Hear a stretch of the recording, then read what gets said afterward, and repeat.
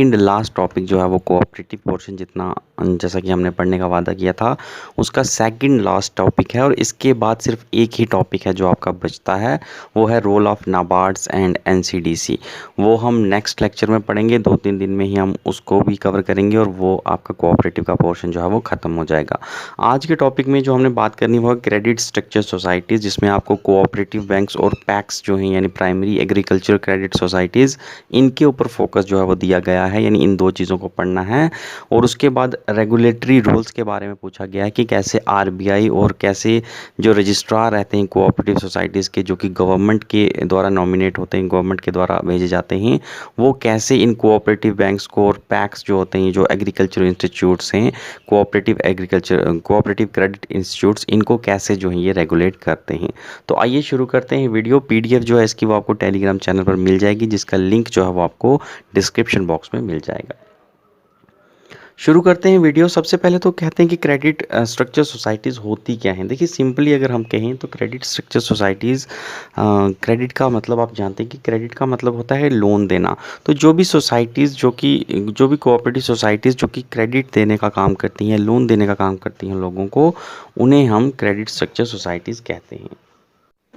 तो जो लोन देने का काम करती हैं किसी को, उन्हें हम कहते हैं क्रेडिट सोसाइटीज़। और इनका स्ट्रक्चर जो है वो हमें देखना पड़ेगा कि जो कोऑपरेटिव क्रेडिट सोसाइटीज़ रहती हैं इनका कैसा स्ट्रक्चर जो है वो रहता है स्टेट लेवल पर, क्योंकि ये फेडरल नेचर की होती हैं तो अलग अलग टीयर्स इनके रहते हैं, वो हम देखेंगे आगे आने वाले टाइम में। और अंदर हमें इसके अंदर पढ़ना है जो क्रेडिट इंस्टीट्यूट्स हैं उसमें हमें कोऑपरेटिव बैंक्स के बारे में पढ़ना है, और दूसरा जो है वो है प्राइमरी एग्रीकल्चर क्रेडिट सोसाइटीज़ यानी पैक्स। ठीक है, तो इन दोनों के ऊपर जो है आपका फोकस है, सिलेबस में इन दोनों को हाईलाइट करके ब्रैकेट में बताया गया है, तो इन दोनों चीज़ों के ऊपर हमारा ज़्यादा फोकस रहेगा। ठीक है, उसके बाद कोऑपरेटिव बैंक्स की बात करें सबसे पहले, तो कोऑपरेटिव बैंक्स क्या होते हैं। तो देखिए कोऑपरेटिव बैंक्स भी नॉर्मल बैंक्स की तरह होते हैं, जैसे हमारे दूसरे कमर्शियल बैंक्स होते हैं जो कि नॉर्मल ऑर्डिनरी बैंकिंग एक्टिविटीज़ करते हैं, वैसे ही जो हैं ये कोऑपरेटिव बैंक्स भी अपनी वैसे ही बिल्कुल सिमिलर नेचर के होते हैं, वही काम जो है वो करते हैं। लेकिन एक जो डिफरेंस इनका रहता है कि ये कोऑपरेटिव प्रिंसिपल्स के बेस पर चलते हैं। कोऑपरेटिव प्रिंसिपल जैसा कि हमने पढ़ा भी है कि म्यूचुअल हेल्प, दोनों जितने भी मेंबर्स रहेंगे वो म्यूचुअली एक दूसरे की हेल्प करेंगे, वो एग्रीगेट फंड बनाएंगे, वहीं से लैंडिंग होगी। तो ये जो कोऑपरेटिव प्रिंसिपल्स रहते हैं इनके बेसिस पर इन बैंक्स जो हैं, इन बैंक्स को ऑर्गेनाइज किया जाता है, इन बैंक्स को बनाया जाता है। बाकी जो इनकी एक्टिविटीज़ रहती है वो नॉर्मल एक कमर्शियल बैंक जैसे हमारे दूसरे हैं उनकी तरह ही इनकी नॉर्मल एक्टिविटीज़ रहती है। ठीक है, फाउंडेड बाय कलेक्टिंग फंड। ठीक है, बनता कैसे है कि इसमें फ़ंड कलेक्ट किए जाते हैं, मेंबर्स जितने भी रहते हैं उनके funds, shares, deposit, grants, loans वगैरह जो गवर्नमेंट या दूसरे इंस्टीट्यूट से मिलते हैं, तो ये सारे पैसे जो हैं ये मिलाकर जो है इस कोऑपरेटिव बैंक को बनाया जाता है। ठीक है, और पैक्स की बात करें तो देखिए पैक्स जो है वो कोऑपरेटिव बैंक का ही एक टियर है। ठीक है, टाइप नहीं कहेंगे कि टियर रहता है, अलग अलग लेवल पर अलग अलग टीयर्स रहते हैं कोऑपरेटिव बैंक्स के जो काम करते हैं, और पैक्स जो है ये कोऑपरेटिव बैंक का ही एक टियर है। ठीक है, तो ये कोई अलग चीज़ नहीं है, ये कोऑपरेटिव बैंक का ही एक टियर माना जाता है। क्या है पूरा ये हम आगे देखेंगे, आपको अच्छे से समझ आ जाएगा। सबसे पहले तो हम शुरुआत करने से पहले एक डिफरेंस देखते हैं कि कोऑपरेटिव बैंक्स और कमर्शियल बैंक्स जो होते हैं इनमें आखिर क्या क्या मेन डिफरेंस रहते हैं। ठीक है, तो सबसे पहले तो देखिए एक तरफ आपके पास कोऑपरेटिव बैंक है और एक तरफ आपके पास कमर्शियल बैंक है। अब अगर कोऑपरेटिव बैंक्स की बात करें तो देखिए इनकी लाइबिलिटी जो रहती है वो अनलिमिटेड रहती है। अनलिमिटेड का मतलब क्या होता है कि कल को अगर बैंक्स जो हैं वो डूब जाते हैं और क्रेडिटर्स को पैसा देने की बारी आती है, तो जो मेंबर्स रहेंगे, जो बैंक रहेगा, उसके एसेट को बेचकर भी अगर जो है क्रेडिटर्स को पैसा देना बाकी है, तो जो मेंबर रहेंगे सोसाइटी के उनकी पर्सनल प्रॉपर्टी जो रहेगी, यानी उनका घर बार, घर के बर्तन भी बेचकर अगर पैसे लेने पड़ेंगे तो वो क्रेडिटर्स को चुकाने पड़ेंगे। ये अनलिमिटेड लाइबिलिटी का मतलब होता है। वहीं अगर कॉमर्शियल बैंक की बात करें तो ये लिमिटेड लाइबिलिटी के ही होते हैं। लिमिटेड लाइबिलिटी क्या है कि अगर कल को बैंक डूब जाता है, कमर्शियल बैंक डूब जाते हैं, तो उनके जो क्रेडिटर्स रहेंगे उनको जो पैसा देने की बारी आएगी तो जो बैंक के जितने भी एसेट रहेंगे, बैंक की जो प्रॉपर्टी रहेगी, उसे बेचकर जितना पैसा मिलेगा बस वही क्रेडिटर्स में डिस्ट्रीब्यूट किया जाएगा। वहाँ पर जो बैंक्स के शेयर होल्डर्स रहेंगे या बैंक्स के ऑनर जो रहेंगे उनकी पर्सनल प्रॉपर्टी जो है उसको नहीं बेचा जाएगा, चाहे फिर क्रेडिटर्स को पैसा पूरा मिले या ना मिले। ठीक है, लॉस हुआ तो क्रेडिटर्स का होगा और फ़ायदा हुआ तो चलो फिर तो फ़ायदा ही फ़ायदा है। है, ठीक है। तो पहला डिफरेंस ये है। दूसरा डिफरेंस जो है वो है कि कोऑपरेटिव बैंक्स में जो एक शेयर होल्डर होता है उसको एक ही वोट का हक मिलता है, ठीक है। जितनी भी मैनेजमेंट रहेगी उसमें एक शेयर होल्डर को एक ही वोट मिलेगा, चाहे वो जितने मर्जी शेयर प्रोसेस करता हो, चाहे वो 90% शेयर ही क्यों ना प्रोसेस करता हो, लेकिन फिर भी उसको एक ही वोट जो है वो मिलेगा बाकियों के मुकाबले। वहीं कमर्शियल बैंक की बात करें तो जितने नंबर ऑफ शेयर एक इंसान के पास होते हैं उसे उतने ही वोट का हक मिलता है, ठीक है। तो शेयर होल्डिंग के बेसिस पर यहाँ पर वोट रहते हैं। जिसकी ज़्यादा शेयर हैं जिसके पास, उसको ज़्यादा वोट मिलते हैं, और जिसके पास कम शेयर हैं उसको कम वोट मिलते हैं, ठीक है। तीसरा है कि एरिया ऑफ ऑपरेशन, जो कोऑपरेटिव बैंक्स जो हैं वो ज़्यादातर रूरल एरिया में काम करते हैं। कि ऐसा नहीं है कि बिल्कुल ही सारे ही रूरल एरिया में होते हैं, अर्बन कोऑपरेटिव बैंक्स भी होते हैं, लेकिन उनका नंबर काफ़ी कम रहता है एज़ कम्पेयर टू जितने कोऑपरेटिव बैंक्स एक रूरल एरिया में ऑपरेट करते हैं, उसके मुकाबले अर्बन कोऑपरेटिव बैंक्स का नंबर जो है वो कम रहता है। तो मोस्टली अगर हम देखें तो इनका area of operation rural area रहता है। वहीं अगर कमर्शियल बैंक्स की बात करें तो मोस्टली कमर्शियल बैंक जो होते हैं ये अर्बन एरिया में होते हैं, ठीक है। लेकिन इसका मतलब ये भी नहीं है कि कमर्शियल बैंक्स गांव में नहीं होते, गांव में भी ब्रांचेज इनकी मिलेंगी, लेकिन मोस्टली अगर हम बात करें तो ये अर्बन एरिया में ऑपरेट करते हैं, ठीक है। उसके बाद कोऑपरेटिव बैंक्स की बात करें तो provide loans majority to farmer and agriculture. कि कोऑपरेटिव बैंक्स जो रहते हैं ज़्यादातर अपना ज़्यादा से ज़्यादा लोन जो है वो या तो एग्रीकल्चरस जो रहते हैं फार्मर वगैरह उनको देते हैं, ठीक है, या फार्मर या एग्रीकल्चरिस्ट इन्हीं को देते हैं, और जो नॉन एग्रीकल्चर पर्पसेस के लिए ये कम ही लोन प्रोवाइड करते हैं। वहीं कमर्शियल बैंक्स की बात करें तो ये एग्रीकल्चर के लिए कम लोन प्रोवाइड करते हैं, और ज़्यादा लोन जो है ट्रेड और इंडस्ट्रीज़ के रिलेटेड, मार्केटिंग के रिलेटेड यहाँ पर जो है ये ज़्यादा पैसा अपना लोन में देते हैं, ठीक है। उसके बाद अगर कोऑपरेटिव बैंक्स की बात करें तो देखिए फेडरल होते हैं, यानी अलग अलग टीयर्स होते हैं, यानी अलग अलग लेवल पर इनके अलग अलग तरह के बैंक होते हैं, और वो इंडिपेंडेंट होते हैं, उनको अफेक्ट कोई नहीं करेगा। जैसे कि अगर आप स्टेट लेवल पर देखोगे तो स्टेट कोऑपरेटिव बैंक्स होते हैं एससीबीस, डिस्ट्रिक्ट लेवल पर देखोगे तो सेंट्रल कोऑपरेटिव बैंक्स होते हैं, और विलेज लेवल पर यानी ग्रास रूट लेवल पर देखोगे तो पैक्स मिलते हैं आपको, प्राइमरी एग्रीकल्चर क्रेडिट सोसाइटीज़। और ये तीनों जो हैं वो इंडिपेंडेंट रहते हैं, अपने फंक्शनिंग इनकी अपने आप चलती है, ठीक है। एक को अगर कोई नुकसान हो रहा है तो दूसरे को जो है फ़र्क नहीं पड़ेगा। लेकिन अगर आप कमर्शियल बैंक्स की बात करोगे तो यूनाइटरी जो है होते हैं, यानी ब्रांचेस तो इनकी अलग अलग होती हैं, लेकिन इनका जो मेन होल्ड रहता है वो यूनाइटरी एक जगह पर होता है, सेंट्रल पावर, और ये उसी के द्वारा ही ये सारे कंट्रोल होते हैं। इनकी अपनी जो ब्रांचेस रहती हैं उनकी अपनी ऑटोनॉमी वगैरह या इंडिपेंडेंस जो है वो नहीं देखने को मिलती, ठीक है। तो ये मेन डिफरेंस था कोऑपरेटिव बैंक्स और कमर्शियल बैंक्स के बीच में। अब छोटी हिस्ट्री की बात कर लेते हैं कि कोऑपरेटिव बैंक्स जो हैं वो इंडिया में कैसे उनका जन्म हुआ। तो देखिए ट्रेडिशनली जो है गांव में जो क्रेडिट वगैरह का काम रहता था, जो पैसे लेन देन का काम, वो ज़्यादातर मनी लेंडर्स वगैरह करते थे। और कमर्शियल बैंक्स हालांकि मौजूद थे बैंक में, लेकिन कमर्शियल बैंक एक तो पहले काफ़ी कम बैंक थे कमर्शियल जो कि मौजूद थे, अगर हम 18 सेंचुरी की बात करें। और जो थोड़े बहुत थे भी वो भी हेजिटेट करते थे गाँव के लोगों को पैसा देने में, यानी रूरल क्रेडिट देने में वो हेजिटेट करते थे, क्योंकि इसे ये अनसिक्योर्ड मानते थे, ठीक है। कि इनको डर था कि हम पैसा देंगे और इनका कल पैसा अगर वापस से नहीं आया तो फिर बैंक को नुकसान हो जाएगा। तो इसकी वजह से कहीं ना कहीं रूरल क्रेडिट जो था उसमें काफ़ी प्रॉब्लम आ रही थी, और इसको देखते हुए गवर्नमेंट ने कुछ स्टेप्स जो हैं वो उठाना शुरू किए कि जिसकी वजह से कोई ऐसे इंस्टीट्यूट्स बनाए जाएं जिसकी वजह से जिसमें रूरल क्रेडिट जो है वो अवेलेबल रह सके, ठीक है। अब कहता है कि ये रूरल कोऑपरेटिव बैंक्स की शुरुआत स्टार्टेड होती है जब कोऑपरेटिव सोसाइटीज़ एक्ट 1994 जो है, सॉरी, कोऑपरेटिव सोसाइटीज़ एक्ट 1904 जो है वो इनैक्ट होता है, और उसमें कहा जाता है कि हमें कोऑपरेटिव क्रेडिट सोसाइटीज़ जो हैं उन्हें इस्टेब्लिश करना है जो कि डील करेंगी रूरल क्रेडिट की जो प्रॉब्लम है, यानी गांव में जो लोगों को पैसा नहीं मिल पा रहा है कोई चीज़ करने के लिए, एग्रीकल्चर के लिए या कोई इंफ्रास्ट्रक्चर बनाने के लिए, तो उस प्रॉब्लम को दूर करने के लिए हमें कोऑपरेटिव क्रेडिट सोसाइटीज़ बनानी है। ये पहली बार बात की गई 1904 के एक्ट के अंदर, ठीक है।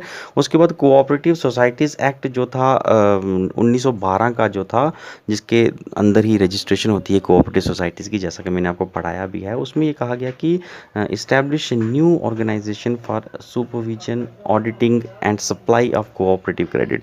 इसमें ये बात कहेगी कि कोई ऐसी ऑर्गेनाइजेशन भी बनानी चाहिए जो कि इन कोऑपरेटिव क्रेडिट को सप्लाई करे, उसे सुपरवाइज करे, उसे ऑडिट करे, ये सारी चीज़ें जो हैं यानी उसकी मैनेजमेंट के रिलेटेड जो डील करे, ऐसी न्यू ऑर्गेनाइजेशन भी बनानी चाहिए। तो इस तरह से कहीं ना कहीं इंडिया में कोऑपरेटिव क्रेडिट सोसाइटीज़ जो है इनका जन्म होता है और आस्ता आस्ता जो है इनकी डेवलपमेंट होती है। और आप देख सकते हैं कि आज जो है ये रूरल क्रेडिट में एक बहुत बड़ा योगदान जो है ये सोसाइटीज़, ये बैंक्स जो हैं, ये इंस्टीट्यूट जो हैं, क्रेडिट इंस्टीट्यूट्स ये कर रहे हैं। ठीक है।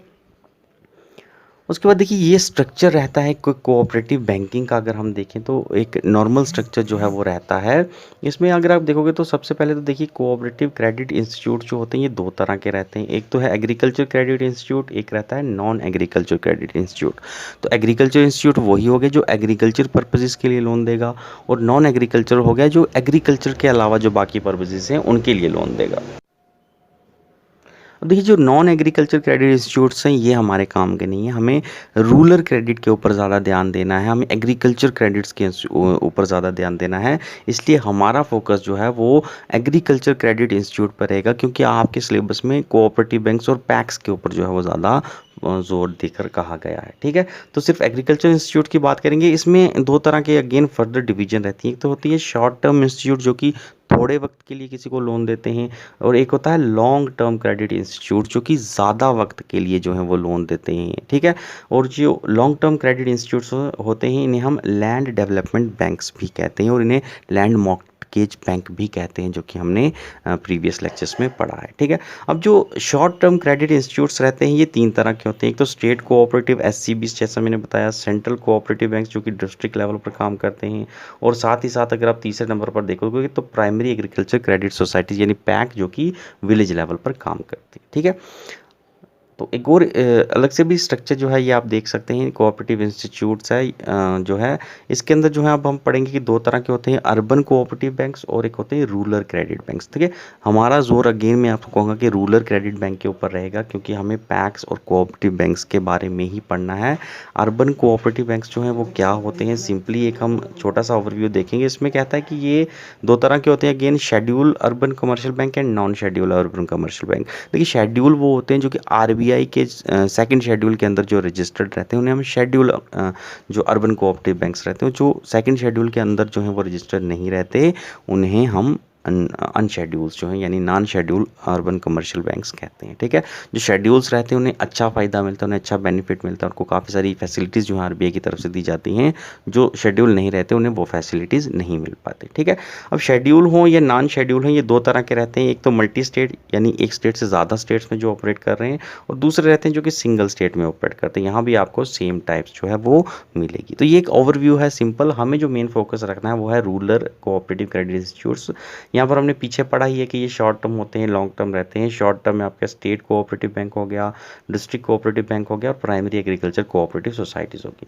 और लॉन्ग टर्म में आपके अगेन दो टीयर रहते हैं, एक है state cooperative agriculture rural and cooperative bank, और दूसरा है primary cooperative agriculture rural and bank जो कि प्रोविंस लेवल पर रहता है।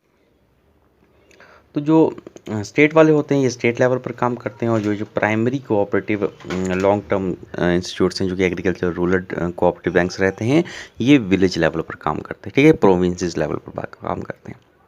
डिटेल में पढ़ेंगे। आइए देखते हैं। सबसे पहले तो स्टार्ट करते हैं। कुछ फैक्ट्स ये हैं आप देख सकते हो। अब देखो 19 स्टेट्स जो है इंडिया की उसमें 3 टियर सिस्टम चलता है, यानी उनमें आपको स्टेट कोऑपरेटिव बैंक्स भी मिलेंगे, ठोकी SCB है। ठीक है। इसको ध्यान रखिएगा। आपको सेंट्रल कोऑपरेटिव बैंक्स भी मिलेंगे, आपको पैक्स भी मिलेंगे, और बाकी जो रिमेनिंग स्टेट्स हैं उनमें आपको 2 टियर ही मिलेंगे। ठीक है। वहाँ पर आपको जो है ये सेंट्रल कोऑपरेटिव बैंक जो रहता है ये नहीं मिलता। आपका स्टेट कोऑपरेटिव बैंक जो है यही सेंट्रल कोऑपरेटिव बैंक की तरह काम करता है, और दूसरे टियर में आपको पैक्स मिलते हैं। ठीक है। और लेकिन ये 2 टियर भी जो हैं ये हमारी जो 4 स्टेटें बताई गई हैं, जम्मू कश्मीर, बिहार, महाराष्ट्र और उत्तर प्रदेश, यहाँ पर 2 टियर भी नहीं मिलता आपको, 3 टियर भी नहीं मिलता। यहाँ पर आपको यूनाइटरी स्ट्रक्चर मिलता है, यानी एक ही single state rural cooperative bank मिलता है, उसमें ही वही जो है सारा काम करता है। हमने एक्ट में भी पढ़ा, जम्मू कश्मीर के जो हमने एक्ट पढ़े वहाँ पर आपने ज़रूर state rural state agriculture and rural development bank के बारे में पढ़ा, क्योंकि वो एक ही बैंक है जो कि हमारी जे.एंड.के स्टेट में एग्जिस्ट करता है। इसके अलावा ना जे.एंड.के स्टेट में आपको पैक्स मिलेंगे, ना ही आपको जे.एंड.के स्टेट में सेंट्रल कोऑपरेटिव बैंक्स मिलेंगे। तो हमारी जो जे.एंड.के स्टेट है और साथ में ये 3 स्टेट, इनमें यूनाइटरी स्ट्रक्चर है, यानी एक ही टियर जो है वो आपको मिलता है, दैट इज़ स्टेट लेवल का जो टियर मिलता है। ठीक है, आइए स्टार्ट करते हैं वीडियो। सबसे पहले तो हम शॉर्ट टर्म और मीडियम टर्म लैंडर्स जो हैं उनके बारे में पढ़ेंगे। ठीक है, जो short term and medium term landers जो हैं ये 3 टियर्स पे मिलते हैं आपको। कौन कौन से रहते हैं? सबसे पहले अगर हम बात करेंगे वो है स्टेट कोऑपरेटिव बैंक्स। ठीक है, स्टेट कोऑपरेटिव बैंक जिन्हें कि हम SCBs भी कहते हैं, कहता है कि एपेक्स लेवल इंस्टीट्यूट इन्हें कहते हैं, और ये स्टेट लेवल पर ऑपरेट करते हैं, यानी एक स्टेट में एक ही ऐसा बैंक होगा और ये स्टेट लेवल पर डील करेगा। ठीक है, 2 बैंक नहीं होंगे किसी स्टेट में। So once bank in each state. उसके बाद DCBs और पैक्स जो रहते हैं, यानी डिस्ट्रिक्ट कोऑपरेटिव बैंक्स जो हैं, यानी हमने जो सेंट्रल कोऑपरेटिव बैंक्स अभी पढ़े हैं वो, और साथ में पैक्स जो रहते हैं वो ही जो हैं इसके मेंबर्स रहते हैं। इनके अलावा जो हैं इंडिविजुअल्स वगैरह इसके मेंबर नहीं होते। ठीक है, और ये काम करता है, it act as a link between RBI on one side and CCBs and PACS on other side.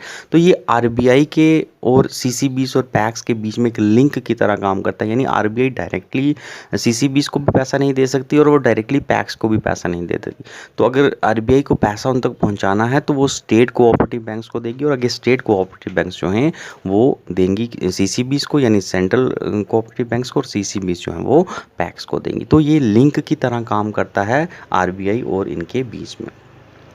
और ये एक फिर दूसरा फंक्शन है कि it act as banker to DCBs। ठीक है, जो डिस्ट्रिक्ट कोऑपरेटिव बैंक्स जो हैं, यानी सेंट्रल कोऑपरेटिव बैंक्स इन्हें बोलते हैं, उन्हें उनका बैंकर की तरह काम करते हैं, यानी उनको अगर पैसे की ज़रूरत है तो वो डायरेक्टली किसी से नहीं मांगेंगे, वो स्टेट कोऑपरेटिव बैंक से मांगेंगे और स्टेट कोऑपरेटिव बैंक से उनको पैसा देगा। ठीक है, और बैलेंस सेक्टर की तरह काम करते हैं CCBs की। ठीक है, CCBs जो हैं उनको कंट्रोल कहीं ना कहीं करते हैं, वो किसी को ज़्यादा पैसा देना या किसी से ज़्यादा पैसा लेना, तो उनको बैलेंस तरीके में रखने का काम भी कहीं ना कहीं किसका रहता है, वो है स्टेट कोऑपरेटिव बैंक्स का। ठीक है, उसके बाद फाइनेंस सुपरवाइज CCBs बैंक के CCB बैंक जो हैं उनको फाइनेंस भी देते हैं, उनको सुपरवाइज भी करते हैं, और फिर CCBs के थ्रू कहीं ना कहीं अगर हम देखें तो इनडायरेक्टली ये पैक्स को भी कंट्रोल करते हैं। इनको पैक्स को पैसा देना है तो ये CCBs को पैसा देंगे, CCBs आगे पैक्स को दे देंगी। अगर पैक्स को नहीं पैसा देना है तो ये CCBs को भी पैसा नहीं देंगे और पैक्स को पैसा नहीं पहुंच पाएगा। तो इनडायरेक्टली ये पैक्स को भी कंट्रोल करते हैं, लेकिन डायरेक्टली जो है ये CCBs को कंट्रोल करते हैं। उसके बाद ही कहते हैं कि सिमिलर होता है, कमर्शियल बैंक्स जैसे नॉर्मल बैंकिंग ऑपरेशन कैरी करते हैं, वैसे ये भी नॉर्मल बैंकिंग ऑपरेशन जो वो कैरी करते हैं।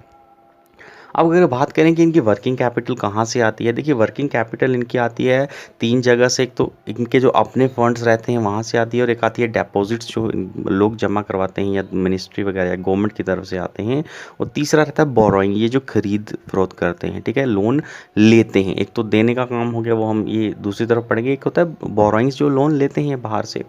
अब ऑन फंड्स की बात करें तो देखिए जो मेंबर्स रहेंगे वो शेयर खरीदेंगे और वो शेयर्स के पैसे देंगे इनको, तो वो शेयर कैपिटल जो आएगी एक, वो इनका फंड बनाती है। उसके बाद ये जो प्रॉफिट से रिजर्व निकाला जाता है, कि रिजर्व फंड में पैसे कुछ डाले जाते हैं हर बैंक के द्वारा, वो रिजर्व भी इनकी वर्किंग कैपिटल कॉन्स्टिट्यूट करता है। और बाकी जो स्टेट गवर्नमेंट की तरफ से इनकी वर्किंग कैपिटल या इनके फंड्स में कंट्रीब्यूशन किया जाता है, वो भी इनके फंड को बनाता है। डिपॉजिट्स की बात करें तो कहाँ से आते हैं, मेनली CCBs जो रहते हैं, यानी जो सेंट्रल कोऑपरेटिव बैंक्स या डिस्ट्रिक्ट कोऑपरेटिव बैंक्स, वो यहाँ पर डिपॉजिट जमा कराते हैं इनमें, जिसमें इनको इंटरेस्ट रेट मिलता है।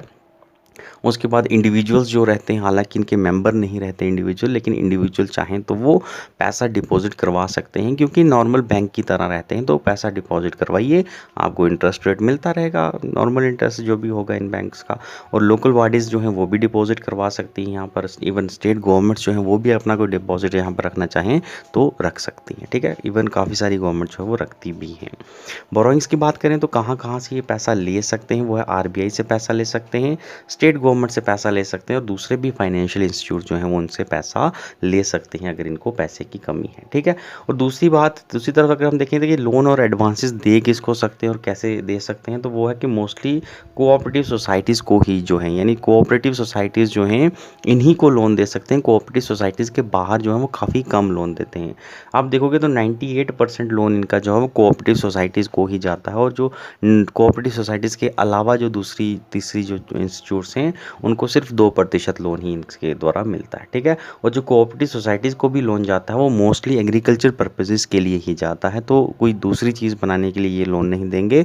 एग्रीकल्चर के रिलेटेड या अलाइड एक्टिविटीज़ जो है एग्रीकल्चर की, उसके रिलेटेड लोन चाहिए तो ये प्रोवाइड करेंगे, अदरवाइज़ फिर आपको कहीं और जाना पड़ेगा।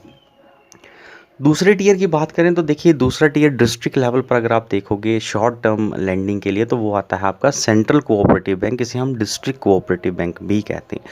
सेंट्रल देख के आपको ज़रूर दिल में डाउट आएगा कि ये कहीं नेशनल लेवल पर तो नहीं है बैंक, लेकिन ये सेंट्रल जो है ये कोऑपरेटिव बैंक्स की अगर बात करें तो डिस्ट्रिक्ट लेवल के ऊपर जो है ये रहता है, ठीक है। एपेक्स इंस्टीट्यूट आपका स्टेट लेवल वाला रहता है, ये उससे सब ऑर्डिनेट रहता है। क्या क्या फीचर्स हैं, देखिए मिडिल टियर की तरह काम करता है, डिस्ट्रिक्ट लेवल पर ऑपरेट करता है, यानी एक स्टेट में जितने डिस्ट्रिक्ट हैं उतने ही वहाँ पर सीसीबीज आपको मिलेंगे। फिर फर्दर इनकी डिवीजन होती है, फर्दर ये दो तरह के मिलते हैं, एक तो कोऑपरेटिव बैंक्स यूनियन होती हैं और एक होते हैं मिक्स्ड सीसीबीज।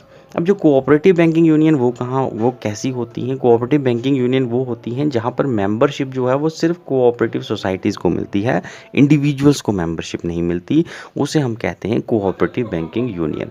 जैसे कि आपको मिलेंगी cooperative banking union Haryana, Punjab, Rajasthan, Kerala, यहाँ पर आपको कोऑपरेटिव यूनियंस मिलेंगी। और दूसरी तरफ अगर आप देखोगे तो मिक्स सीसीबी वो होते हैं जहाँ पर मेंबरशिप आप कोऑपरेटिव सोसाइटीज़ को भी देते हैं और इंडिविजुअल्स को भी देते हैं, दोनों के लिए मेंबरशिप ओपन रहती है। और ये ऐसा स्ट्रक्चर जो है मिक्स सीसीबीज़ का वो आपको हर स्टेट में मिलेगा। ये जो ऊपर वाली स्टेट हमने डिस्कस की हैं, ये 4 वाली, इनको छोड़कर जो है बाकी जितनी भी स्टेट हैं इन सब में आपको मिक्स सीसीबीज़ का स्ट्रक्चर मिलेगा, ठीक है। मेन फंक्शन इनका रहता क्या है, तो मेन फंक्शन इनका रहता है वो है कि पैक्स को क्रेडिट देना, यानी जो इनके नीचे सब ऑर्डिनेट रहती हैं पैक्स को क्रेडिट देना, और कुछ लोन जो हैं ये इंडिविजुअल्स या दूसरे तीसरे इंस्टीट्यूट्स को भी दे सकती हैं, लेकिन मेन फोकस इनका पैक्स के ऊपर रहता है, ठीक है। उन्हीं को लोन देती हैं और उन्हीं को कंट्रोल करती हैं। अब वर्किंग कैपिटल की बात करें तो कहाँ से आती है, अगेन सेम जैसा कि हमने पीछे भी पढ़ा है कि वर्किंग कैपिटल कहाँ से आती है, 3 तरह से आती है। देखिए ऑन फंड्स रहते हैं, अपने फंड जो रहते हैं उसमें आपकी शेयर कैपिटल रहती है, शेयर कैपिटल जो इनको गवर्नमेंट से आती है, दूसरे कोऑपरेटिव से आती है, या फिर इनके जो रिजर्व्स रहते हैं वहाँ से जो आती है, ये इनके ऑन फंड्स बनाते हैं। डिपॉजिट्स जो हैं ये लार्जली डिपॉजिट कहाँ से आते हैं, वो इंडिविजुअल और कोऑपरेटिव सोसाइटी से आते हैं और लोकल बॉडीज से भी आते हैं, ठीक है। अब एक इम्पॉर्टेंट चीज़ जो है वो आपको याद रखनी है, वो है डिपॉजिट मोबिलाइजेशन। देखिए जो डिपॉजिट आता है वो पैसा वहीं पर खड़ा रहता है या उसको आगे यूज़ किया जाता है, किसी और को लोन देकर वहाँ से प्रॉफिट कमाया जाता है या नहीं, इसे कहते हैं डिपॉजिट मोबिलाइजेशन। और जो सीसीबीज़ की डिपॉजिट मोबिलाइजेशन है ये स्टेट टू स्टेट काफ़ी वेरी करती है। तो कैसे वेरी करता है, देखिए अगर आप गुजरात, पंजाब, महाराष्ट्र या हिमाचल प्रदेश वाला एरिया देखोगे तो वहाँ पर जो पैसा डिपॉजिट्स में आता है उसको जल्दी जल्दी यूटिलाइज़ कर दिया जाता है, लोन्स के लिए दिया जाता है, प्रॉफिट कमाया जाता है, मोबिलाइजेशन जो है डिपॉजिट की वो तेज़ रहती है। लेकिन वहीं अगर आसाम, बिहार, वेस्ट बंगाल या उड़ीसा जैसी स्टेटों में देखोगे तो मोबिलाइजेशन जो है डिपॉजिट्स की वो काफ़ी लो है, यानी पैसा आपका पड़ा रहेगा बैंक में ही, उसको आगे यूटिलाइजेशन पर्पजेज़ के लिए कम ही यूज़ किया जाता है, प्रॉफिट भी फिर कम ही मिलेगी, नेचुरल तरीका है, ठीक है। और आखिर अगर आप देखोगे तो बोरोइंग्स इनकी कहाँ से आती हैं, तो बोरोइंग्स इनकी एक तो आरबीआई से आती हैं और दूसरे स्टेट कोऑपरेटिव बैंक्स जो हैं यहाँ से बोरोइंग्स इनकी रहती हैं। लोन्स किस किस को दे सकते हैं, देखिए लोन्स एंड एडवांस की बात करें तो मेन जो है इनका फोकस जैसा कि मैंने आपको बताया कि पैक्स के ऊपर ही रहता है, कि जो इनके सबऑर्डिनेट रहती हैं और मोस्टली एग्रीकल्चर पर्पजेज़ के लिए ही दिया जाता है। और जो लोन रहता है इसमें से 80% लोन इनका अनसिक्योर्ड रहता है। अनसिक्योर्ड लोन है कि कोलेट्रल्स उनसे नहीं लिए जाते, कोई गारंटी जो है उनसे नहीं ली जाती, ना कोई ज़मीन गिरवी रखी जाती है उनकी, ना घर गिरवी रखा जाता है, बिना सिक्योरिटी के ही उनको पैसा दे दिया जाता है। तो ये रिस्क रहता है, क्योंकि सिक्योरिटी होती है तो कल को अगर पैसा नहीं भी आएगा बैंक को तो वो सिक्योरिटी बेचकर अपना थोड़ा बहुत नुकसान जो है या काफ़ी हद तक भी नुकसान कवर कर सकते हैं। लेकिन सिक्योरिटी ही नहीं रहेगी, अगर कल को पैसा भी जो है वो ना दे पाए लेने वाला जो बोरोअर रहेगा तो फिर वो पैसा डूबा ही डूबा। और 20% लोन ही होते हैं जो कि सिक्योर्ड होते हैं, और 80% लोन जो हैं क्योंकि अनसिक्योर्ड होते हैं, लार्जर बंच जो है वो अनसिक्योर्ड लोन का है। तो ये जो सेंट्रल कोऑपरेटिव बैंक्स जो हैं हमारे डिस्ट्रिक्ट लेवल पर, ये ओवर ड्यूज की प्रॉब्लम जो है वो काफ़ी फेस कर रहे हैं। यानी जो पैसा ये दे रहे हैं उसमें से इनको पैसा वापस काफ़ी कम आ रहा है। ओवर ड्यूज की प्रॉब्लम अगर देखोगे तो एस्टिमेट के मुताबिक अगर देखोगे तो 35% जो है इनका ओवर ड्यू है। यानी अगर 100 रुपया ये लोन दे रहे हैं बाहर, इनको 35 रुपये जो हैं वो वापस नहीं मिल रहे हैं, सिर्फ 65 रुपीज़ ही जो कि वापस मिल रहे हैं। तो 35 रुपये हर 100 के ऊपर से नहीं मिलेंगे तो काफ़ी ज़्यादा जो है वो नुकसान इनको होता है। ओवरड्यूज के कारण अगर हम देखें तो क्या हैं, देखिए कुछ तो होते हैं इंटेंशनली नहीं दे पाते, लेकिन कुछ कारण ऐसे भी हैं जो कि नेचुरली रहते हैं। देखिए मान लीजिए कि फार्मर्स जो हैं उनको पैसा दिया इन्होंने लोन के तौर पर। फार्मर्स जो हैं आगे उन्होंने क्रॉप्स वगैरह लगाई हैं और क्रॉप्स को हार्वेस्ट करके अगर वो बिकेंगी जब अच्छे रेट्स पर तो वो पैसा देने की सोचते हैं फार्मर्स। लेकिन मान लीजिए कोई नेचुरल कैलामिटी आ गई, कोई फ्लड आ गया, अर्थक्वेक आ गया, सूखा पड़ गया, तो उसकी वजह से जो क्रॉप उन्होंने उगाई है जिसके ऊपर लोन लेकर पैसा खर्चा है, वो क्रॉप जो है वो तबाह हो जाएगी। ना ही वो बिकने के काबिल रहेगी, ना ही वो खाने के काबिल रहेगी। तो जो पैसा वो उम्मीद कर रहे थे कि जब हार्वेस्ट करके उसको मार्केट में बेचकर जो पैसा आएगा तो हम लोन जो है उसको रीपे करेंगे, तो वो रीपेइंग कैपेसिटी कहीं ना कहीं फार्मर्स की अफेक्टेड हो जाएगी और वो मजबूर हो जाएंगे, कहीं ना कहीं पैसा नहीं दे पाएंगे। तो इंटेंशनली तो रहता ही है, कुछ बंदे जो हैं वो गबन भी करते हैं, भाग जाते हैं इधर उधर पैसा देना, लेकिन कुछ नेचुरल काजेज जो हैं वो भी रहते हैं जिसकी वजह से इनको फार्मर्स जो लोन लिया होता है वो रीपे नहीं कर पाते वक्त पर।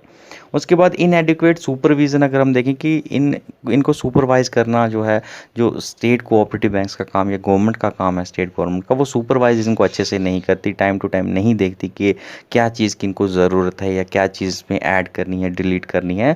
तो सुपरविज़न जो है वो काफ़ी इनएडिक्वेट है और मैनेजमेंट जो है वो भी पुअर है। यानी जो कंट्रोल कर रहे हैं, जो बोर्ड इनके ऊपर काम करता है वो अच्छे से नहीं काम कर रहा है, वो भी टाइम पास के तौर पर ही काम कर रहा है। जो चीज़ें ज़रूरत हैं करने वाली वो नहीं जो है इम्प्लीमेंट की जा रही हैं।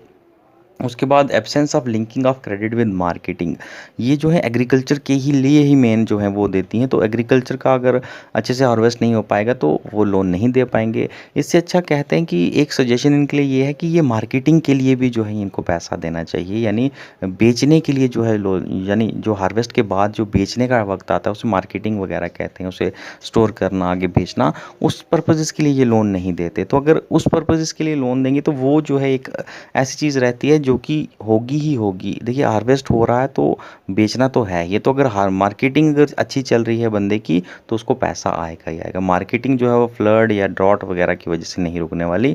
तो अगर मार्केटिंग के साथ इसको लिंक किया जाए जो कि अभी मौजूदा टाइम में नहीं है, तो फिर जो है अच्छी जो है आपको रीपेमेंट जो कैपेसिटी दिख सकती है। तीसरे लेवल की बात करें, तीसरा टियर जो है वो पैक्स आता है, प्राइमरी एग्रीकल्चर क्रेडिट सोसाइटी जो हैं ये पैक्स इन्हें कहा जाता है। और ये जो है ये डिस्ट्रिक्ट लेवल पर काम करती हैं। तो हर डिस्ट्रिक्ट सॉरी ये विलेज लेवल पर काम करती हैं, यानी हर गांव में जो है आपको एक पैक्स मिलेगा ही मिलेगा, ठीक है। लेकिन जे में नहीं है, जे में यूनाइटेड स्ट्रक्चर है जैसा कि हमने आपको बताया। तो लोएस्ट टीयर रहता है और ग्रास रूट लेवल पर काम करता है, यानी विलेज लेवल पर काम करता है। और ये डायरेक्टली लोगों के साथ, जो गांव के लोग रहते हैं, जो रूरल पीपल्स रहते हैं, ये उनके साथ डायरेक्टली डील करने वाला एकमात्र इंस्टीट्यूट है इन तीनों टीयर्स में से। ये क्या करता है कि ये जो एग्रीकल्चरलिस्ट होते हैं उनको सेविंग के लिए एनकरेज कहता है कि आप पैसा जो है आप बैंक्स में सेव कीजिए। उनको डर रहता है किसी वजह से वो बैंक में पैसा नहीं सेव करते जो, तो उनको जो है इनकरेज करता है कि आप बैंक में पैसा सेव कीजिए, आपको इंटरेस्ट मिलेगा, फ़ायदा मिलेगा भैया। या और दूसरा है कि बैंक्स जो गांव के लोग रहते हैं उनसे डिपॉजिट्स जो है वो भी एक्सेप्ट करता है, उन्हें लोन देता है। नीडी बोरोवर्स जो रहते हैं उनको लो रेट पे लोन देता है और फिर रीपेमेंट कलेक्ट करता है। तो ये किसको लिंक करने का काम करते हैं, तो पैक्स जो हैं ये रूरल पीपल्स को एक जगह, और दूसरी तरफ अगर आप देखोगे सीसीबीज, एससीबीज या आरबीआई, इनको जोड़ने का काम करते हैं। आप पैक्स जो हैं वो आप 10 लोगों के साथ या 10 से ज़्यादा अगर विलेज के लोग जुड़ते हैं तो वो पैक्स जो हैं वो उसको ऑर्गेनाइज कर सकते हैं। कोई बड़ा आपको कॉम्प्लिकेटेड तरीका इसमें नहीं चाहिए। तो अगर मिनिमम 10 पर्सन या 10 से ज़्यादा पर्सन है वो जुड़कर पैक्स बना सकते हैं। और मेंबरशिप फ़ी जो होती है इसके लिए वो काफ़ी नॉमिनल रहती है, और इसलिए पैक्स के जो मेंबर्स जो हैं वो काफ़ी ज़्यादा नंबर में रहते हैं। लेकिन एक डिफरेंस जो है कोऑपरेटिव, नॉर्मल कोऑपरेटिव बैंक्स और पैक्स के बीच में ये है कि इनकी लाइबिलिटी जो है वो अनलिमिटेड रहती है। ठीक है। अनलिमिटेड लाइबिलिटी रहती है, तो जैसे दूसरे बैंक से उनकी दूसरे कोऑपरेटिव बैंक्स की भी अनलिमिटेड लाइबिलिटी रहती है, उसी की तरह इनकी भी अनलिमिटेड लाइबिलिटी रहती है। यानी हर एक मेंबर जो है उसकी फुल रिस्पॉन्सिबिलिटी रहती है। अगर कोई नुकसान होता है तो वो सारा नुकसान उनको चुकाना है, चाहे वो फिर प्रॉपर्टी बेचकर चुकाना पड़े या घर के बर्तन बेचकर चुकाना पड़े, चुकाना तो है। इनकी मैनेजमेंट जो रहती है उसको देखने का काम जो है वो इलेक्टेड बोर्ड का ही होता है इनका, जो कि इनके बीच में से ही कुछ लोगों को चुनकर बोर्ड में बिठाया जाता है, वही इसकी मैनेजमेंट देखते हैं। देखिए, वर्किंग कैपिटल की बात करें तो अगेन मैं कहूँगा आपको, अपने फंड्स इनके से आता है, डिपॉजिट्स और बोरोइंग तीन ही मेन चीज़ें होती हैं। ऑन फंड्स में आपके इनके शेयर कैपिटल्स आ जाते हैं, मेंबरशिप फ़ी आ जाती है, रिजर्व फंड आ जाता है। डिपॉजिट जो है ये मेंबर्स और नॉन मेंबर्स दोनों से एक्सेप्ट करते हैं, और बोरोइंग्स में ओनली सीसीबीज जो हैं यानी सेंट्रल कोऑपरेटिव बैंक्स उनसे ही लेते हैं। और बोरोइंग्स जो हैं वो चीफ सोर्स जो रहती हैं इनकी वर्किंग कैपिटल का। ठीक है, तो जितने भी ये जो हमने वर्किंग कैपिटल के सोर्स पढ़े, इनमें सबसे बड़ा सोर्स जो है इनके लिए जो रहता है वर्किंग कैपिटल का, वो रहता है इनकी बोरोइंग्स। क्योंकि नॉर्मली देखिए क्या होता है कि पीपल जो होते रहते हैं गांव के, वो गरीबी की वजह से ज़्यादा डिपॉजिट जो हैं वो नहीं डिपॉजिट करवा पाते इन बैंक में, तो इसलिए डिपॉजिट्स जो हैं वो ज़्यादा इनका सोर्स नहीं बना पाते। एक तो उनको सेविंग हैबिट्स भी कम होती है गाँव के लोगों को, उनको रिस्क परसेप्शन रहती है, वो सोचते हैं कि पैसा बैंक में जमा कराएंगे तो बैंक डूब जाएगा, कल में पैसा नहीं मिलेगा, तो इस सब की वजह से वो डिपॉजिट्स नहीं करवाते। तो डिपॉजिट्स जो है वो ज़्यादा बड़ा सोर्स जो है वो नहीं बना पाते, तो इसलिए बड़ा सोर्स जो इनकी कैपिटल का रहता है वो है बोरोइंग्स, जो कि सीसीबी से इनको मिलती है। अब कहते हैं कि ये काफ़ी सारे नंबर्स में जो है वो मौजूद होते हैं, इसलिए इनकी रीऑर्गेनाइजेशन और अमलगेमेशन की ज़रूरत है, जिस पर गवर्नमेंट जो है वो काम कर रही है। उसके बाद ये लोन देखिए किस किस को दे सकते हैं या कितना दे सकते हैं। सॉरी, लोन की बात अगर करें लोन और एडवांस में, देखिए ये सिर्फ एक इनकी जो कैरेक्टरिस्टिक फीचर रहता है कि लोन जो देंगे, ये लेना किसी से भी है तो ले सकते हैं, देना की बात आएगी जब पैक्स को लोन देने की बात, पैक्स लोन देने की बात आएगी तो सिर्फ अपने मेंबर्स को ही लोन देंगे। ये नॉन मेंबर्स होंगे उनसे डिपॉजिट लेंगे, लेकिन उनको लोन जो है ये नहीं देंगे। और ये जो लोन देते हैं वो शॉर्ट टर्म का रहता है या मीडियम टर्म का रहेगा, ज़्यादा से ज़्यादा एग्रीकल्चर पर्पजेज़ के लिए ही लोन दिया जाता है, लो रेट ऑफ इंटरेस्ट पे लोन दिया जाता है, तभी तो जो है गांव के लोग लेते हैं। और पैक्स जो हैं ये भी कहीं ना कहीं ओवर ड्यू की प्रॉब्लम जो है फेस करते हैं, जैसा कि सीसीबीज की तरह का हमने देखा। ठीक है, तो जो पैसा ये देते हैं बेचारे लोन पर, तो सारा पैसा इनको रिकवर नहीं हो पाता, इनको भी ओवर ड्यूज की प्रॉब्लम रहती है। ठीक है, तो ये थे short term cooperative credit institutes. अब हम देखेंगे जो लॉन्ग टर्म पे लोन देते हैं, यानी काफ़ी ज़्यादा लंबे समय तक लोन देते हैं, 5 साल से नीचे नीचे जो है वो शॉर्ट टर्म रहते हैं। और जो लोग जो इंस्टीट्यूट 10 साल, 15 साल, 20 साल, इवन 30 साल तक भी जो है वो लोन देते हैं, एक लोन जो है उसकी मतलब रीपेमेंट का पीरियड जो है वो 30 साल तक का भी हो सकता है, तो उन्हें हम कहते हैं long term cooperative credit institutes. ठीक है, तो ये 2 टियर में एग्जिस्ट करते हैं। कौन कौन से हैं आइए हम देखेंगे ज़रूर। तो देखिए, सबसे पहले तो ये जो लॉन्ग टर्म वाले रहते हैं, यानी वो लंबे समय के लिए पैसा अगर लोन देते हैं किसी को, तो उन बैंक्स को हम कहते हैं लैंड डेवलपमेंट बैंक्स। ठीक है, लैंड डेवलपमेंट बैंक्स कहते हैं, LDB या फिर इन्हें LMBs भी कहते हैं, यानी लैंड मॉर्टगेज बैंक। ठीक है, लैंड मॉर्टगेज बैंक्स कौन से होते हैं ये हमने पीछे भी पढ़ा हुआ है, काफ़ी बार हमने लैंड मॉर्टगेज बैंक का डिस्कशन किया है। तो वो यही लैंड डेवलपमेंट बैंक होते हैं, जो कि लॉन्ग टर्म क्रेडिट जो है यानी लॉन्ग टर्म लोन जो है वो गाँव में देते हैं। ठीक है, तो इनका अगर नाम देखें तो देखिए, इनको cooperative agricultural and rural development bank भी कहा जाता है, CARDBs। और ट्रेडिशनली अगर आप देखोगे तो देखिए, लॉन्ग टर्म क्रेडिट जो है रिक्वायरमेंट जो गांव के लोगों को ज़रूरत होती थी लॉन्ग टर्म क्रेडिट की, तो वो मनी लेंडर्स उनके देते थे, जो कि सिस्टम एक डेफेक्टिव सिस्टम था, एक्सप्लॉयटेशन का जो था वो कारण था, वो उनकी प्रॉपर्टी तक हड़प कर रहे थे, घर उनके बेच कर खा जाते थे, तो ये बड़ी प्रॉब्लम रहती थी। और जो कमर्शियल बैंक्स थे भी, वो भी क्या करते थे कि कमर्शियल बैंक्स को देखिए जो डिपॉजिट आता है वो डिमांड डिपॉजिट रहता है। जो लोग पैसे जमा कराते हैं कमर्शियल बैंक में वो डिमांड डिपॉजिट रहता है, यानी आज उन्होंने पैसा जमा कराया तो कल अगर वो डिमांड करेंगे तो पैसा उनको देना भी पड़ेगा बैंक को। ठीक है, बैंक मना नहीं कर सकता कि आपने आज पैसा जमा कराया तो हम आपको महीने बाद जो है आप विड्रॉल कर सकते हो। तो डिमांड के ऊपर बेस होता है, डिमांड चाहे आप आज करो या कल करो, आपको बैंक को पैसा देना है। तो डिमांड डिपॉजिट जो है ये शॉर्ट टर्म के होते हैं, यानी कभी भी आपसे मांग सकते हैं, इसलिए लोन देते हैं कहाँ से, इन्हीं डिपॉजिट्स के ऊपर ही तो देते हैं। तो डिपॉजिट्स अगर शॉर्ट टर्म के हैं तो ये लॉन्ग टर्म लोन जो है वो अफोर्ड नहीं कर सकते, इसलिए कमर्शियल बैंक भी लॉन्ग टर्म लोन नहीं देते। तो इसलिए कहता है कि गवर्नमेंट को ये लगा कि एक हमारे पास नीड है कि हमें ऐसे डेवलपमेंट बैंक्स जो हैं वो बनाने चाहिए जो कि लॉन्ग टर्म रूरल क्रेडिट की जो प्रॉब्लम है उसको सॉल्व कर सकें। अब जो लॉन्ग टर्म क्रेडिट दिया जाता है ये किस चीज़ के लिए दिया जाता है? देखिए इतने लंबे समय के लिए आपको लोन लेना है तो एग्रीकल्चर पर्पसेस तो रहेगा नहीं, क्योंकि सीजनल आपको अगर कोई क्रॉप उगानी है तो उसके लिए लॉन्ग टर्म लोन लेने की ज़रूरत नहीं है। लॉन्ग टर्म लोन लेना है तो किसके लिए है? मान लीजिए कोई लैंड है उसको परमानेंटली आपने इम्प्रूव करना है, उसमें कुछ नई चीज़ ऐड करनी है, उसमें साइड पर आपने बंस वगैरह बनाने हैं, ठीक है, या कोई फार्मिंग अलग तरह की करनी है, कोई नई मिट्टी डलवानी है, दूसरी तीसरी कोई भी लैंड को इम्प्रूव करने का कोई अगर आप सोच रहे हैं उसके लिए आप लॉन्ग टर्म लोन ले सकते हैं। या फिर आपके पुराने अगर कोई कर्ज वगैरह है उनको चुकाना है तो उनके लिए आप लॉन्ग टर्म लोन ले सकते हैं। या फिर आपको कोई एग्रीकल्चर मशीनरी लेनी है, दूसरा इक्विपमेंट लेना है, तो आपने एग्रीकल्चर मशीनरी लेनी है या कोई इक्विपमेंट ऐसा लेना है जो कि पैसे काफ़ी ले रहा है जिसको आपको रीपे करने में टाइम लगेगा, उसके लिए भी आप लॉन्ग टर्म लोन ले सकते हैं, ठीक है। बाकी आपको कैनाल्स वगैरह बनानी है गांव में, उसके लिए भी आप लॉन्ग टर्म लोन ले सकते हैं, कोई भी ऐसी चीज़ जिसमें लॉन्ग टर्म लोन की ज़रूरत है।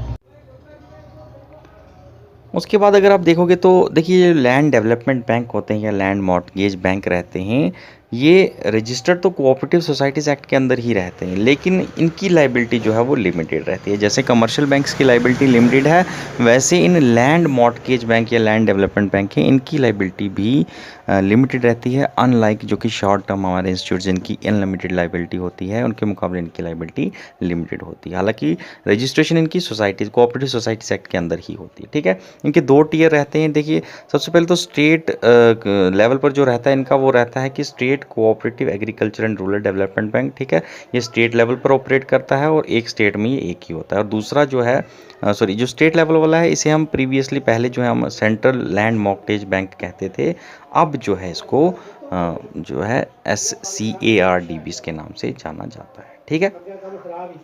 उसके बाद कहता है कि प्राइमरी दूसरा जो रहता है वो हमारा primary cooperative agriculture and rural development bank रहता है PCARDB। और ये जो है होता है एक्चुअली SCARB यानी जो स्टेट लेवल की जो लैंड डेवलपमेंट बैंक हैं उनकी ही ब्रांचेज रहती हैं जो कि प्रोविंशियल लेवल पर रहती हैं, लोकल लेवल पर रहती हैं, लेकिन टीयर स्ट्रक्चर अगर हम देखें तो दो तरह के होते हैं, ठीक है। उसके बाद आगे आगे देखेंगे तो देखिए वर्किंग कैपिटल इनकी कहाँ से आती है, तो वर्किंग कैपिटल अगेन मैं कहूँगा ऑन फंड से आती है। ऑन फंड्स जैसे कि शेयर कैपिटल हो गए, देन आपके रिजर्व्स वगैरह में से आती है, डिपॉजिट्स में से आती है, इंटरेस्ट लोन जो है आपका उसमें से आती है, ठीक है। इंटरेस्ट जो आपने जो लोन इन्होंने दिया रखता है वहाँ से जो इंटरेस्ट इनको मिलता है वो भी इनकी वर्किंग कैपिटल जो है कॉन्स्टिट्यूट करता है। और आखिरी जो है ये यूनिक फीचर जो आता है वो है डिबेंचर्स। ये लोग डिबेंचर्स इशू करते हैं, ये बॉन्ड इशू करते हैं मार्केट में, वहाँ से पैसा लेते हैं और कुछ स्पेसिफिक पीरियड के लिए वो डिबेंचर रहता है और उसके बाद वो पैसा वापस देते हैं और विद इंटरेस्ट जो है वो मार्केट में देते हैं। लेकिन ये डिबेंचर इशू करने का काम जो है ये सिर्फ state cooperative agriculture and rural development bank का होता है। जो प्रोविंशियल लेवल पर होते हैं, प्रोविंसेस लेवल पर वो डिबेंचर इशू नहीं कर सकते, और जो शॉर्ट टर्म भी हमने पीछे पड़े हुए हैं वो भी डिबेंचर इशू नहीं कर सकते। और डिबेंचर जो है ये एक यूनिक फीचर रहता है state cooperative agriculture rural development banks का। और डिबेंचर जो ये इशू करते हैं ये बिगेस्ट सोर्स ऑफ कैपिटल रहता है इन लैंड मॉर्टगेज बैंक्स का, ठीक है। अब लोन्स किसको दे सकते हैं? Loan and advances and loan जो हैं वो ये सिर्फ मॉर्टगेज के अगेंस्ट ही देते हैं, यानी कोई चीज़ मॉर्टगेज ऑफ लैंड के अगेंस्ट ही देते हैं, यानी ज़मीन अगर कोई गिरवी रखने को अपनी तैयार है उसे ही ये लोन देंगे। अदरवाइज किसी को लोन जो है मुफ्त में नहीं दिया जाएगा, बिना कोलेट्रल के यानी बिना सिक्योरिटी के लोन नहीं दिया जाएगा। और सिक्योरिटी भी ये लैंड की ही सिक्योरिटी रहते हैं, बाकी कोई सिक्योरिटी जो है एक्सेप्ट नहीं करते। तो अगर लैंड की सिक्योरिटी है तो इट मीन्स कि मोस्टली जो है ये लोन सिक्योर रहते हैं, क्योंकि अगर कल को रीपे नहीं भी करेंगे तो ये ज़मीन बेचकर अपना पैसा रिकवर कर लेंगे। और पीरियड जो होता है यानी इन लोन्स कितना टाइम पीरियड रहता है इन लोन्स का, वो 15 से 20 साल, यानी आज आपने लोन दिया है तो आपको 15 से 20 साल के बीच में कोई भी पीरियड जो है वो डिसाइड होगा, इतने टाइम में आप वो लोन चुका सकते हैं। अब लैंड डेवलपमेंट बैंक की ग्रोथ की बात करें इंडिया में तो देखिए फर्स्ट लैंड डेवलपमेंट बैंक जो है वो झांग एरिया जो है पंजाब का, वहाँ पर 1920 में ऑलरेडी बन गया था। लेकिन वो बैंक इतना इफ़ेक्टिव नहीं था। अगर हम इफ़ेक्टिव बिगिनिंग की बात करें इंडिया में तो पहला जो था बैंक इंडिया मद्रास में बना था, 2019 में मद्रास में बना था, उसका नाम था सेंट्रल लैंड डेवलपमेंट बैंक। तो वहाँ से इफ़ेक्टिव जो है लैंड डेवलपमेंट बैंक की शुरुआत होती है।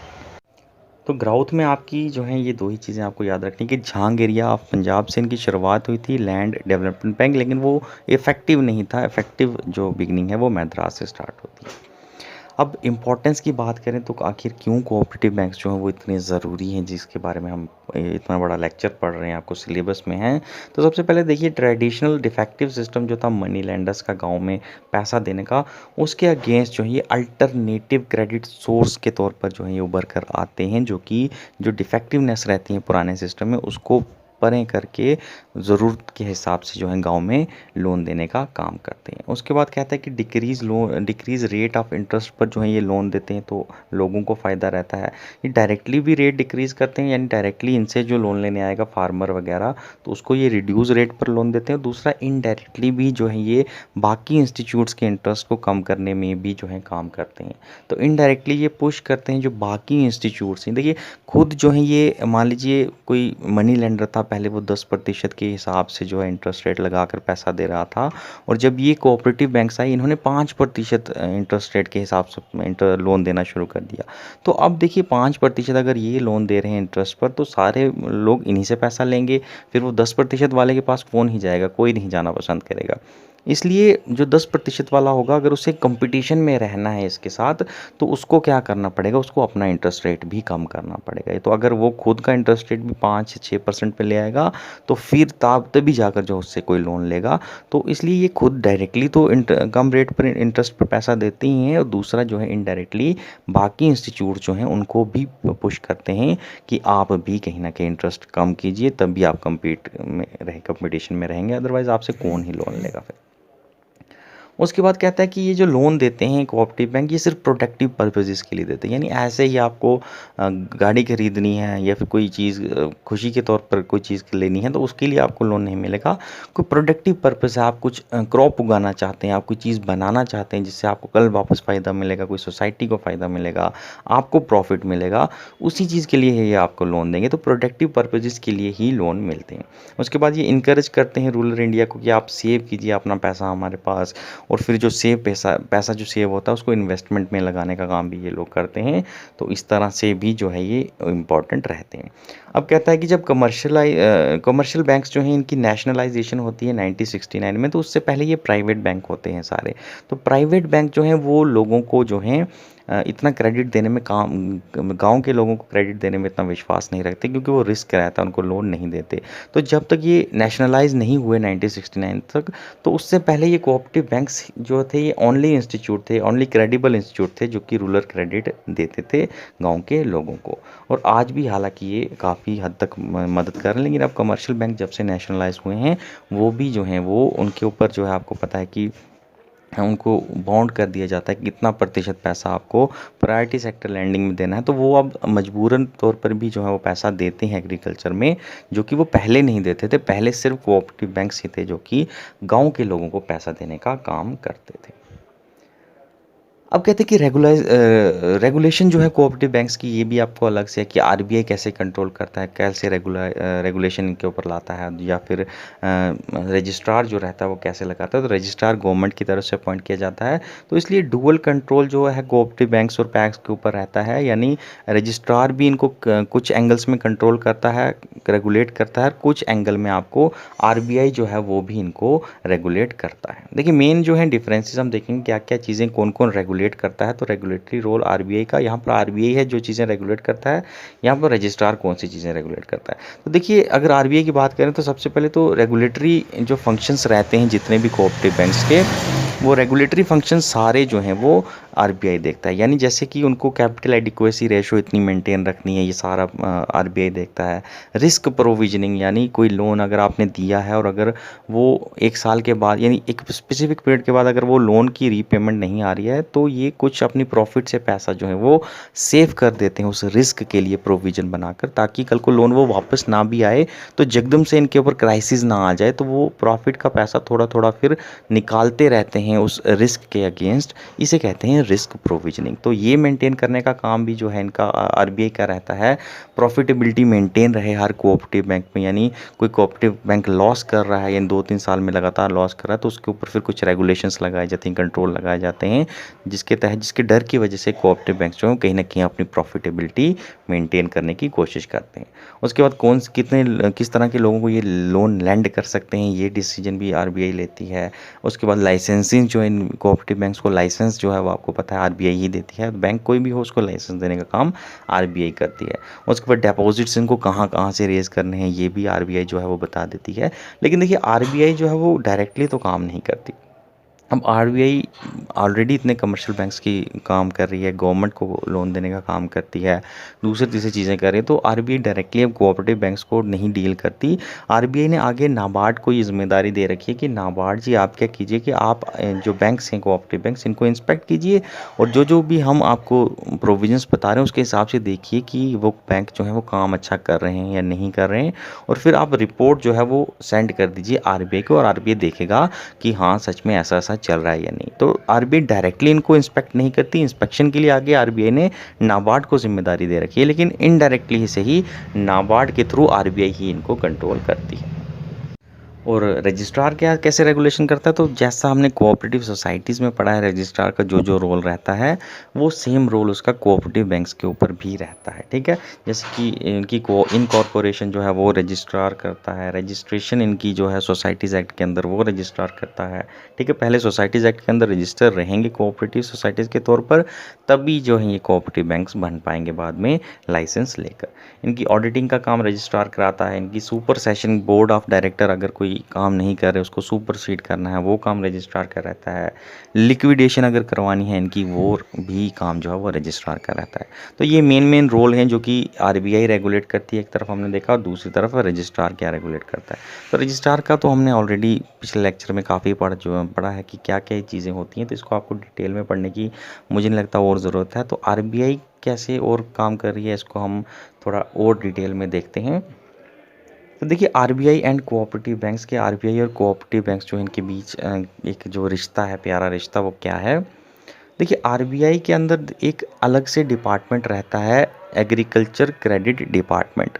एग्रीकल्चर क्रेडिट डिपार्टमेंट जो आरबीआई के अंदर रहता है उसका काम क्या होता है कि टू मेंटेन एक्सपर्ट स्टाफ, कि एक ऐसा एक्सपर्ट स्टाफ जो है उसको मेंटेन करना जो कि सारे क्वेश्चन जो है एग्रीकल्चर क्रेडिट के रिलेटेड, अगर कोई डाउट है, कोई क्वेरी है, उन सब क्वेश्चंस को स्टडी करना, उन सब क्वेश्चन का सॉल्यूशन देना, ये काम रहता है उस एक्सपर्ट स्टाफ का, जिसको अपॉइंट कौन करता है, एग्रीकल्चर क्रेडिट डिपार्टमेंट, जो कि आरबीआई के अंदर ही काम करता है। ठीक है, उसके बाद दूसरा अगर हम देखें तो लाइसेंस जो है कोऑपरेटिव बैंक्स को वो आरबीआई इशू करता है। उसके बाद कोई वीक कोऑपरेटिव बैंक्स हैं तो उनको रिहैबिलिटेट करना, उनको रिवाइटलाइज करना, उनको फाइनेंसिंग देना या उनको किसी के साथ जोड़ देना, ये काम भी आरबीआई का रहता है। उसके बाद जो है make arrangement for maintaining capital flow to cooperatives. ठीक है, कि कोऑपरेटिव्स जो हैं उनको कैपिटल जो है, यानी पैसा, उनके पैसे की कमी उनको ना हो, तो कैपिटल का जो फ्लो है कोऑपरेटिव्स की तरफ, वो कोऑपरेटिव बैंक्स की तरफ वो लगातार जो है मेंटेन रहे, इसके लिए काम करना। और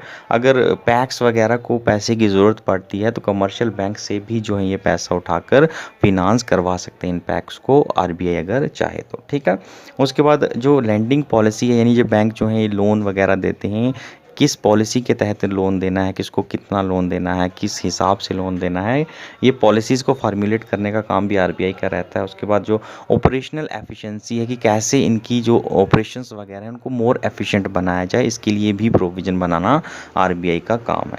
उसके बाद फाइनेंशियल एकोमोडेशन जो रहती है इन बैंक्स की, यानी वही बात आ गई कि कल को इनको पैसे की ज़रूरत है और पैसा इनके पास नहीं है, तो कहीं ना कहीं उनको फाइनेंशियली एकोमोडेट करने का काम भी जो है वो आरबीआई का रहता है। ठीक है, उसके बाद ट्रेनिंग कोर्सेज जो हैं, स्पेशल ट्रेनिंग कोर्सेज जो हैं वो ऑर्गेनाइज़ करवाती है आरबीआई इनके लिए, ये जो। उसके बाद जो स्टेट कोऑपरेटिव बैंक्स हैं हमारे, या सेंट्रल कोऑपरेटिव बैंक्स हो गए, या अर्बन कोऑपरेटिव बैंक्स, इनके जो पर्सनल्स हैं इनको अगर ट्रेनिंग देने की बात आ रही है कोऑपरेटिव बैंकिंग के फील्ड में, तो ये कोऑपरेटिव बैंकर ट्रेनिंग कॉलेज में इनको ट्रेनिंग भी दिलवाते हैं, ये काम रहता है आरबीआई का। ठीक है।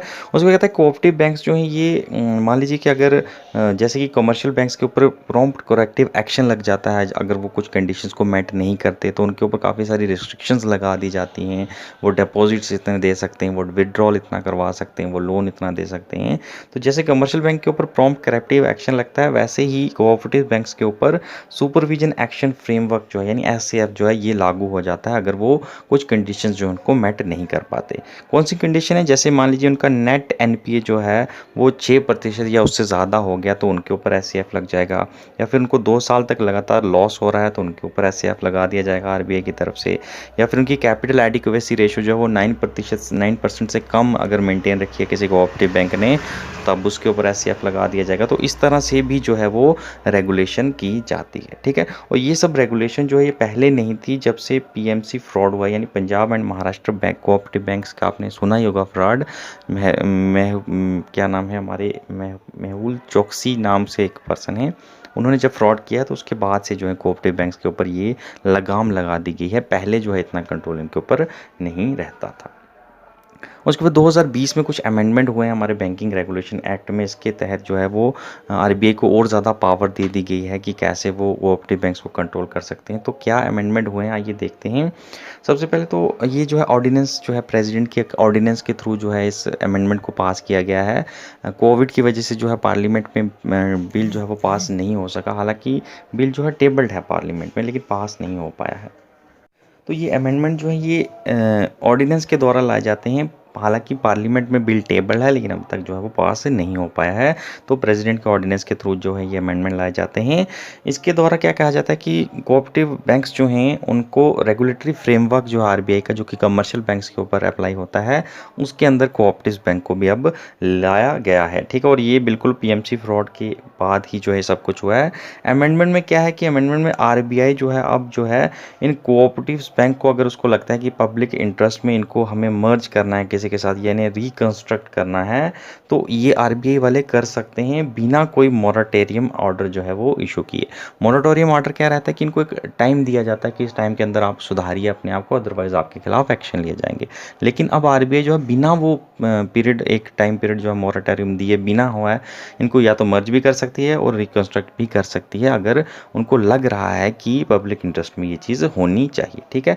और ऐसा करने से क्या हो जाएगा कि जो डिपॉजिटर्स रहेंगे वो विड्रॉ भी नहीं कर पाएंगे अपने हिसाब से, यानी जो RBI लिमिट सेट करेगी उतना ही विड्रॉल वो कर सकेंगे। और दूसरा जो है लैंडिंग ऑपरेशंस जो है इनके बैंक के, उसको भी कंट्रोल RBI करेगी, यानी लोन किसको देना है, कितना देना है, ये भी RBI डिसाइड करेगी। ठीक है। अब कहता है कि दूसरा अमेंडमेंट जो है इंपॉर्टेंट लाया गया वो है कि अब RBI की परमिशन के बाद जो है कोऑपरेटिव बैंक्स जो हैं वो बाज़ार से अगर वो शेयर्स वगैरह बेचकर या अपने शेयर्स इशू करके कोई मनी लेना चाहेंगे तो वो भी ले सकते हैं। और दूसरा साथ ही साथ कोऑपरेटिव बैंक जो हैं वो अब अनसिक्योर्ड डिबेंचर्स इशू करके भी जो हैं पैसा बाज़ार से ले सकते हैं। अनसिक्योर्ड डिबेंचर क्या होगा कि पैसा दिया है और लोगों को गारंटी नहीं दी गई है कि हम आपको पैसा कल देंगे ही देंगे, नहीं देंगे तो गवर्नमेंट एक गारंटी लेती है, वो गारंटी गवर्नमेंट ने नहीं ली है, तो अनसिक्योर्ड डिबेंचर अगर चाहें इशू कर सकते हैं, जिसको लेना है वो लेगा और उनको वो पैसा देगा। तो इस वे में क्या कर सकता है कि इनका कहीं ना कहीं कैपिटल जो है वो बढ़ेगा अगर वो डिबेंचर इशू करके लाएंगे पैसा, और शेयर कैपिटल इशू करके अगर पैसा लाएंगे। ठीक है। और इन अमेंडमेंट के साथ क्या हुआ है कि RBI की जो ओवरसाइटनिंग पावर थी कोऑपरेटिव बैंक को कंट्रोल करने की, वो कहीं ना कहीं बढ़ गई है। तो इस तरह से RBI जो है अलग अलग वे में कंट्रोल करता है। रजिस्ट्रार कैसे कंट्रोल करता है, हमने कोऑपरेटिव सोसाइटीज़ में जैसा पढ़ा है बिल्कुल सेम टू सेम ही है। मेन पॉइंट जो है वो मैंने आपको बता दी हैं, आप आगे उसको एलेबोरेट आराम से कर सकते हो अगर आपने पुराने लेक्चर देखे हैं। तो RBI का रोल हमने अच्छे से पढ़ लिया है, रजिस्ट्रार का रोल आपको वही पुराना ही पढ़ना है। इसके अलावा कुछ इंपॉर्टेंट ज़्यादा नहीं है इसमें।